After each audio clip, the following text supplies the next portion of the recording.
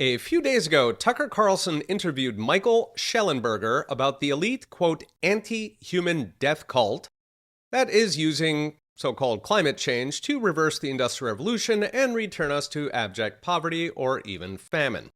All of which is true. In the interview, Michael said something interesting that, quote, the pillars of civilization are cheap energy, meritocracy, law and order, and free speech. And all four of those pillars are currently under attack. This strikes me as a solid list. And yes, if those pillars go, everything goes. So how exactly are these pillars holding us up? Starting with cheap energy, it literally transformed mankind. Coal in the 18th century enabled the Industrial Revolution, which transformed the world from millennia of survival-level stagnation to a world where every generation has a hard time imagining what life was like for their parents, let alone their grandparents. Meritocracy is an even more fundamental requirement because if we aren't choosing by quality, then organizations fail. And our modern prosperity is built on very complex organizations. So a single Boeing 747 contains 6 million individual parts, which all must function in perfect harmony. Those 6 million parts are produced by tens of millions, perhaps hundreds of millions of people in millions of complex organizations known as companies, which are all over the world. All of this, too, must function in perfect harmony for the individual parts to work.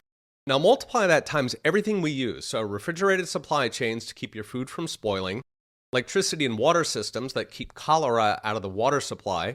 All of this must work perfectly, tens of millions of people. Next is law and order. Aside from the injustice of innocent men condemned while criminals run free, from an economic perspective, losing law and order crushes prosperity to dust. This is for two reasons. The obvious risk of government tyranny, but also how a perverted or non-functional legal system wipes out incentives to build or create. If a man does not know what behavior will be punished or whether his property or even his freedom is secure, he will not invest in the future. Why spend decades building if it can just be snatched away? So forget gutting organizations, law and order prevents them from existing at all. Finally, the most important, free speech. Economically, free speech serves two essential functions, diagnosis and repair. If we can't communicate, we can't see problems coming, or we might blame the wrong thing, put out the wrong solution.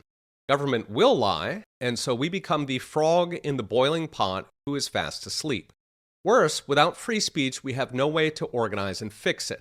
Historically, elites are small, their victims are many, but the elites hold an organizational advantage.